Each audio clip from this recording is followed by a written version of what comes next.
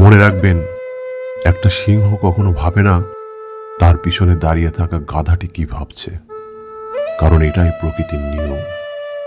গাধা সবসময় সিংহকে নিয়ে ভাববে, সমালোচনা করবে অথবা চিৎকার করবে, কিন্তু সিংহ তার গন্তব্য ছাড়া অন্য কিছুতেই মন দেয় না। তাই আপনার জীবন থেকে যারা বারবার এটা ওটা বলে, সমালোচনা করে, তারা আসলে সেই গাধারই মতো। আপনার লক্ষ্য যখন বড় হয়, তখন ছোটখাটো আওয়াজগুলো কানে আসার কথা নয়। তাদের আপনি বুঝিয়ে দিয়েছেন আপনার ফোকাস কেবল সামনের দিকে, পিছনে নয়।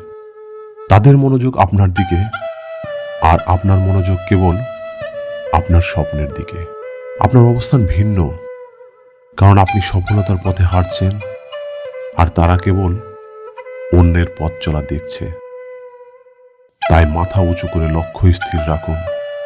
চিৎকারকারীদের জন্য থামার প্রয়োজন নেই। আপনার সফলতাই হবে তাদের সব সমালোচনার সেরা জবাব।